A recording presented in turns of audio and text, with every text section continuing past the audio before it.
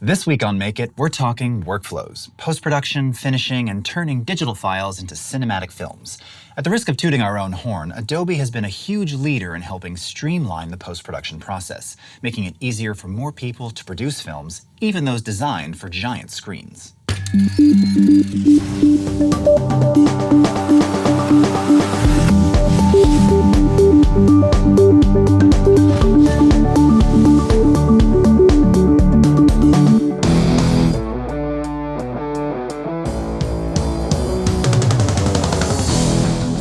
Hey, it's Hyla. We are back here in Burbank, California. I'm here with Dane Brehm. He is a D.I.T, one of the best in the business. And my first question for you is, what's the D.I.T?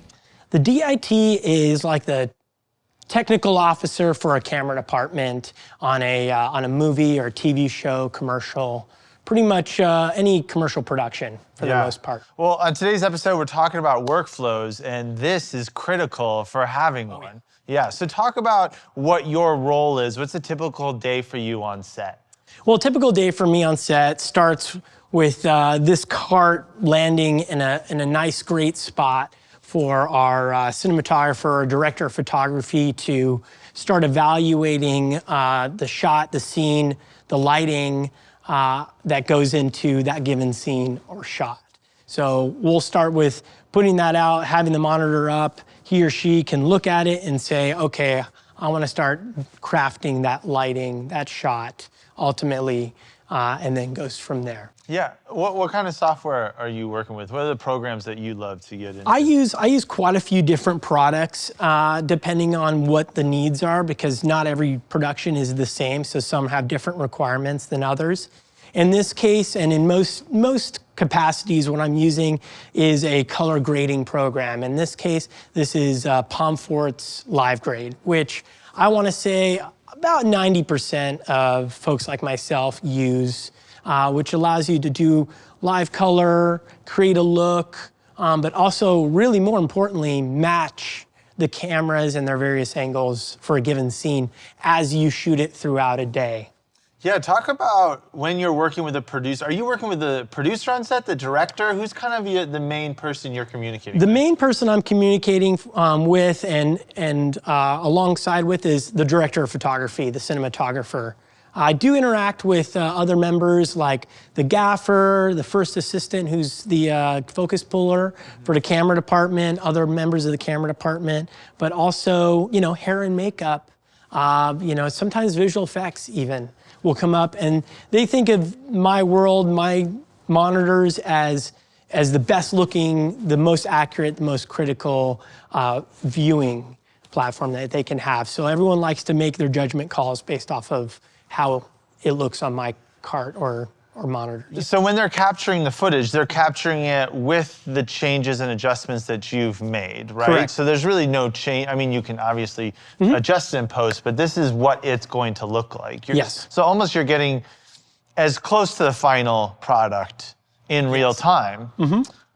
And some cinematographers, like Paul Cameron, Bob Richardson, they demand actually that their D.I.T is really their colorist as well. So what we're creating, the look that we're starting with, is the look that they intend in real time.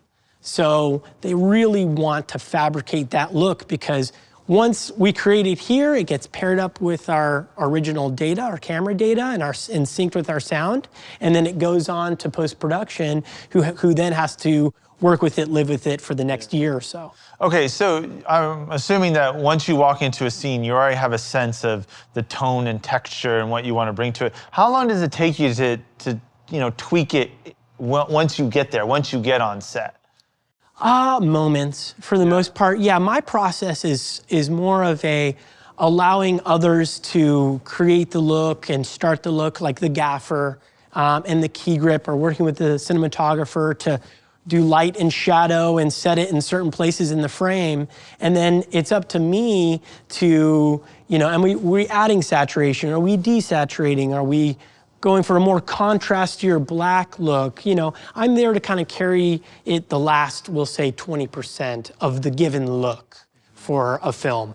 So, and then once we set that look, let's just say we're doing a wide master, we now have, medium shot, close-ups of our actors. And as we start kind of moving in, that look kind of gets adjusted a little bit. And then, you also have other factors like it's not 10 o'clock anymore. It's now 3 p.m. in the afternoon, and you started with your look at 10 a.m. So a lot of my work is designed around matching that, and then also allowing the cinematographer to be confident in what he or she is filming is going to match and look. And then also, once you get to that close-up with that, 10, 20, $100 million actor, you don't have a second chance. You don't have a time to say, oh, no, we're gonna go to post-production and color this real quick. No.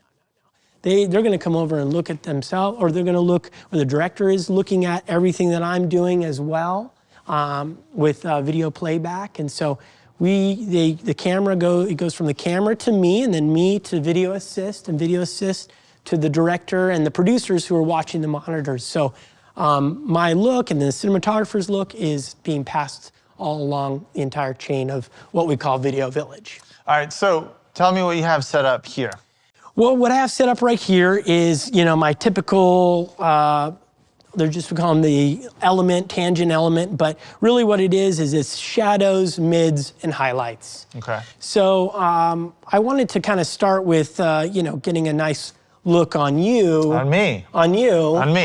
Just so, we can have a good sense of stuff. So let's get a nice kind of like tight shot on him real quick. You were just talking about $100 million actors. Yeah, exactly. You're right there with there. So the first thing that I do, as you can see, the image coming out of it is what we call log or logarithmic. It's a flat color. It's absent of all color. It's just gray tones to get the most dynamic range inside of a camera. So the first thing I start with is what's called a LUT, or a lookup table, a look. There you go. Now suddenly we start noticing how good looking he is. You start noticing all the blemishes. Yeah.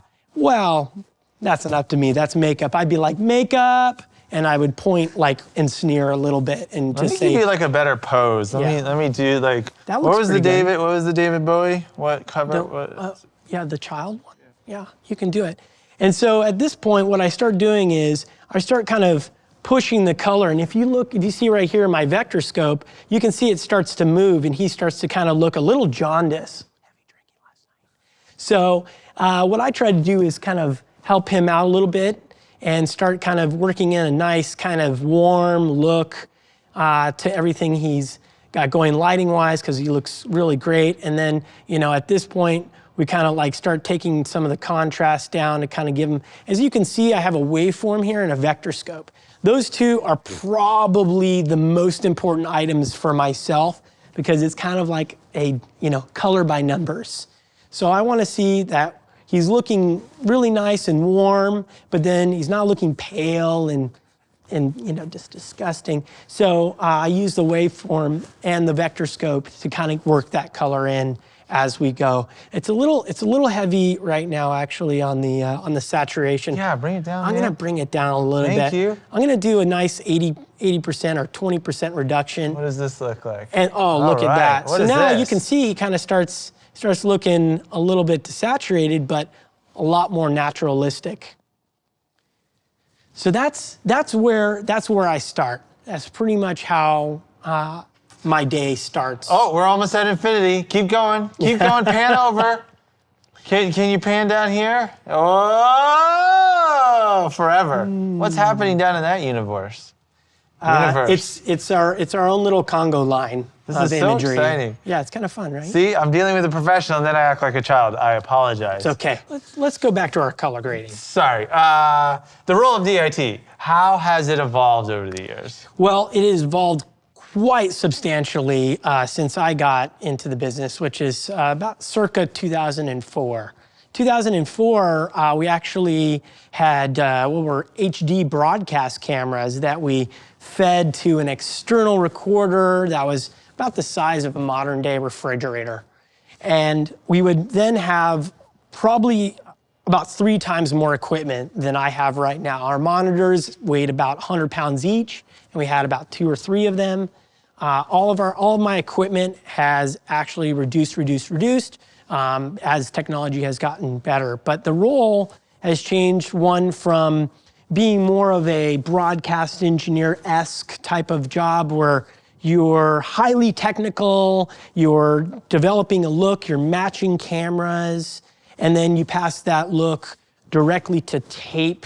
Or in my case, it was with David Fincher's film Zodiac, recorded to S2, where that data and imagery would be passed on, merged, and then that would be editorial recording, using ProRes. So starting from there, each progressive, probably 3-4 years, we have new camera systems, new ways, constant evolution of equipment and technology. So basically, we're like a European speeding train, and we're just moving as fast as possible to our next location. So I may not be using half this equipment 2 or 3 years from now because it's evolving that quickly, that fast.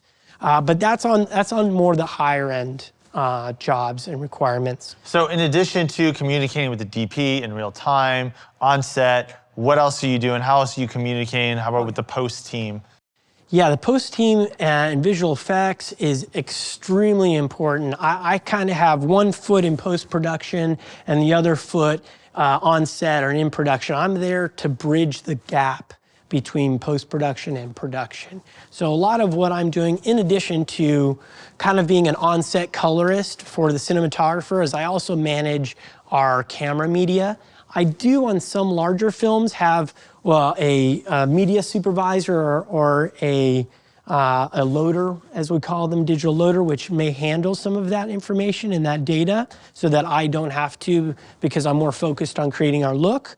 But I also, in addition to that, interface with the video department, which may be trying to match a shot based off something we shot months ago or something along those lines. But I'll take that information that we've shot in that given day and I'll put it on a hard drive or an SSD or some kind of transportation device to go to the lab or our on-set, our near-set laboratories that we may have, and then that gets translated into editorial. And editorial is always kind of talking to me about what their requirements are, what they need. I mean, it's a lot of paperwork. It's a lot of paperwork. Let's talk about media management for a second, because it is so important and it's so basic, and it's, you know, you get caught up in the creative and you get caught up in so many things, but when it comes to workflow and trying to move things along, you got to be organized, and that's the ground level. So talk about, you know, your approach to it and your method, and what's kind of, how do you tackle that? Well, we start, you know, I'm more of a start with a maximum and then work my way back, because on any given day, for example, on a film last winter, Bright, we had 16 cameras. So with 16 cameras, we were shooting 65mm digital cameras, we were shooting 35mm digital cameras, then we were shooting small little micro thirds digital cameras, and even smaller than that, micro 1/3 or 3/10 cameras. They're super tiny. And those would all be in my realm. I'm in charge of all of them. I'm in charge of their settings, that they have media into them. So I would take any given day, say, you know what, my maximum for a given day is gonna be 20 terabytes, 24 terabytes. So now I can communicate with our production department and post-production and start facilitating how much information they'll need. On a film I did earlier this year called Inhumans, we shot the first 2 episodes of the show in 65mm. We had 65mm digital, and we shot somewhere around 24 terabytes a day.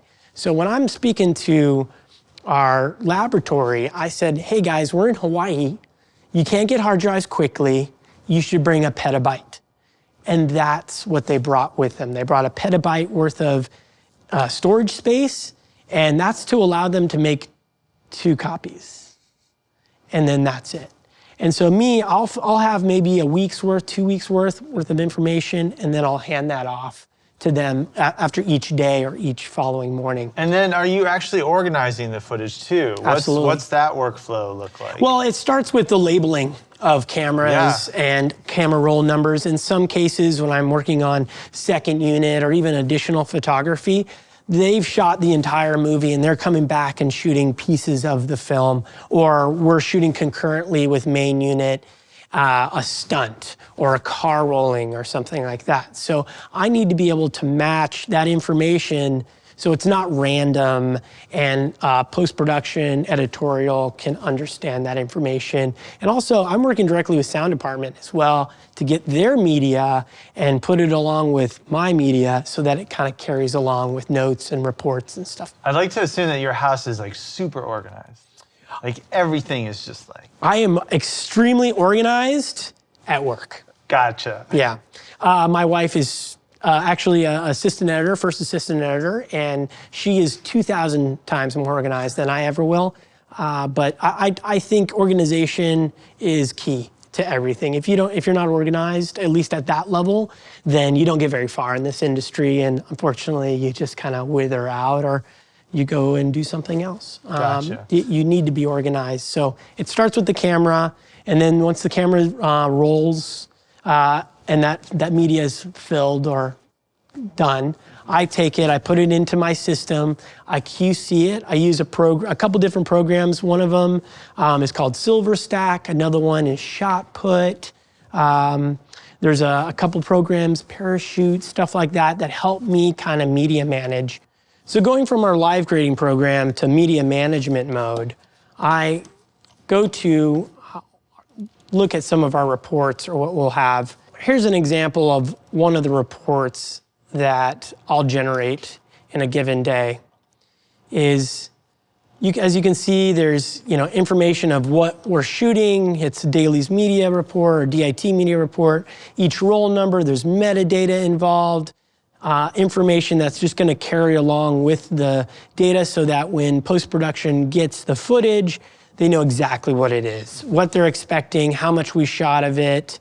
In this case, this is a framing chart, information like that. And then also we have something called a CDL, as stands for Cinematographer's Decision List. It's defined by the ASC, American Society of Cinematographers, and I will create a look, all right, in what's called a CDL, and that's what overlays on top of our lookup table. So that information gets sent off with our hard drives, and then that goes to our laboratory, and then they start creating all the various deliverables, pics, Avid media, Premiere media, anything that's going into the editors or to the editors so that they can start editing as soon as possible. Sometimes we even have editors on set. Final question for you. These glasses, I know this is part of your kit here. Is this, to maybe intimidate DPs or directors? Spielberg, chill. Yeah. Like that? What are these for? Or do they actually serve a purpose? They actually do serve a purpose. I need to protect my eyes as I go from inside of a very dark theater-esque tent to outside to set, which may be middle of the afternoon with 20 plus lights all shining on our actors. And so I use these to protect the little money makers I have here so that when I'm coming in and recoloring something and looking at it fresh again, that my eyes aren't, thinking it's purple when it's green or blue when it's yellow or something. Well, Dane, thank you for bringing in your money makers. Yeah, thanks so much for having me. This is fantastic. And thanks for watching. So with all the incredible demands on editors today to deliver content faster and more efficiently, it is absolutely essential that you have a workflow in place that allows you to manage your media, organize your content, and ultimately create proxies, especially for high-resolution media, just make the editing and editorial process much more efficient and to really allow you to work more smoothly on any system, anywhere. So in this brief demonstration, I'm going to show you how to actually create an ingest and proxy preset to be used in Media Encoder, as well as directly inside of Premiere Pro, all with the ability to add a watermark, timecode, and even name overlays and looks or LUTs directly to your footage. So we're going to start, I've got a whole series of clips that I shot here. I'm just going to start with a single clip, and I'll drag that directly into the media encoder. Now the first thing that I'll want to do here is choose a preset that I think is appropriate.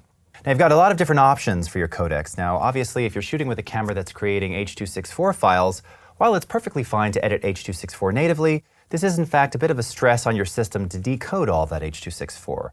So we will typically recommend using something like DNX HD, DNX HR, GoPro Cineform, or QuickTime ProRes. So let's start with something like DNX HR, and we'll choose a preset. And I'm looking for something like a 720p Proxy preset here. Now, I also want to add additional elements to this because I want all of my Proxy media to be watermarked. So let's go ahead and click on the actual preset here, which will bring us into the media encoder export dialog. And you might be familiar with this. You've actually seen this inside of Premiere before. Now, one of the first things when I'm kind of cutting these dailies together is that this is the raw footage here. This is the ungraded footage, so it looks very flat. And to show this to a director or to a client, they're going to think something looks wrong. So ultimately, we want to apply a LUT to this to just give it a little bit more color, a little bit more contrast. So here in the Effects tab, we have the ability to add a Lumetri look or external LUT. I'm going to click on Applied and choose Select. And I happen to have this Canon C-Log Cube LUT that really just instantly makes all of my footage look better. From there, let's go ahead and scroll down, and you'll see that the first place that I'll land is Image Overlay. Well, I've got my company logo, which is called Jace's Places. It's a ping file. I can go ahead and choose that as well. I'll navigate to my drive, grab our ping. Here it is. Click Open on that. And then you can see I've got a couple of different position preset options, and I want my logo to be or to appear in the bottom right. I can also resize and adjust the opacity there as well. Continue to scroll down. We've also got the ability to add a name overlay. So this will add the actual file name, source file name, or output file name to each of the clips that we're ingesting. Here, again, we'll take this and place it in the top left. And then lastly, I also want to place time code on all of these ingested clips.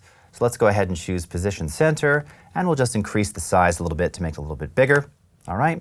And while we're at it, if we click over to the Video tab here, I just want to make sure that I'm in a very lean preset for my proxy files, and for that I want to use this DNX HD SQ 8-bit. Once I've set these things, now I've got the preset that I want to use to ingest all of my media. So we'll come up here over to Preset, and you'll see we have a little tooltip that says Save Preset. So I'm just going to wind back here, and we'll change the name of this. We'll call this DNX SQ 23976. Name, logo, TC for timecode, and we want to be sure to save the effects settings. And that's going to save all of those elements that we just placed over top of the clip. Click OK. The preset is generated, and we'll click OK inside of this window. And now you can actually see that that preset is in fact chosen in the list here. Now, at this point, I could in fact just click the play button here to render this out and convert this or transcode this into this new format. But ultimately, I want to take a series of clips that I've shot and perhaps from within inside Premiere, ingest them all at once and start cutting and let it create those proxies for me in the background. So I need to make a specific ingest preset for that purpose. So down in the bottom left of the Adobe Media Encoder, you'll see here under User Presets and Groups, here's the preset we just created. And then we have a plus button here to create a new preset. Well, we don't need to create an encode preset. We want to create an ingest preset. Go ahead and select that, and we'll give it a name. Once again, I'll say this is a 720p DNX HR Proxy, WM for watermark, TC for timecode, LG for logo. I'll go ahead and transcode this. Once again, we're going to use that same preset that we just created for the basis of all the material itself. Give it a destination. We'll go ahead and place this on the desktop in a folder called Proxy, but we'll be able to change this after the fact, as you'll see. Everything else is good. You'll notice here we also have the ability to add additional file metadata and file renaming right from this panel. Click OK, and now our ingest preset has actually been created. All right, but we have to bring that ingest preset directly into Premiere itself. So from this panel here, if you look up at the top, you'll see a couple of different buttons. One of them that actually reads Export Preset. So go ahead and choose this. We'll place this on the desktop, and you can take note of the name here. This will come up as an EPR file. Click Save, and we're done. So now, if I wanted to take a series of those clips and bring them into Premiere, here's how we would do that. So I can just bounce back quickly to my desktop. Let's grab that same clip, drag it in, or in fact, maybe we'll grab a couple of clips in here simultaneously and drag all of these in. With the clips still selected inside of the project panel, I can right-click or control-click on them, go down to our Proxy menu, and choose Create Proxies. You'll notice here that I have Add Ingest Preset. So I can click on Add Ingest Preset. Here's the one that we just created on the desktop, 720p DNxHR Proxy WMTC LG. Click Open. It already knows all of the parameters that I want to be used. And then here down at the bottom, I have the ability to change the destination next to the original media in a Proxy folder, or in this specific folder here, or I can browse to a new location.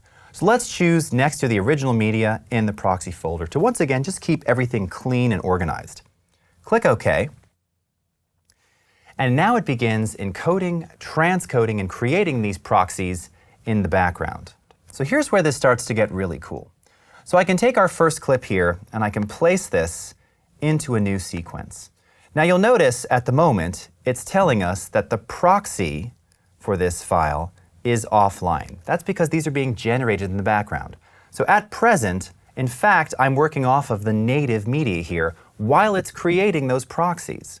So I can begin to play around, scrub around on this footage. I'll just mute it real quickly. Okay, you can still see here that it still has that flat look to it because we're still working off of the native media. Well, as I begin assembling my timeline with various clips, you'll start to see that it's going to show that these proxies will come online. Now, how do I actually turn the proxy on inside the Program Manager? How do I know that I'm working off of the proxy? Well, for one thing, I should see that LUT applied. I should also see the logo and the timecode and the name applied. Well, all that's done simply by enabling this Toggle Proxy button. Now, if you don't see this, you'll find this inside the button editor simply by clicking on the plus sign here. And you can take that Toggle Proxy button and drag it down into your timeline. So once it's added, this is how you can now very easily and very seamlessly switch between your proxy media and your native media. So now I can see inside of the project panel that that first clip in my timeline, DSC415, has the proxy attached. We're still looking at the original native media. Let's go over to our Toggle Proxy button, and just like that, the footage is graded, the name is applied, the timecode is applied, and our logo is applied. And as I play back these clips, and again, I can just sort of show them inside the timeline here. Let's drag in a few more, scrub through them. Each one of these will have those same elements applied.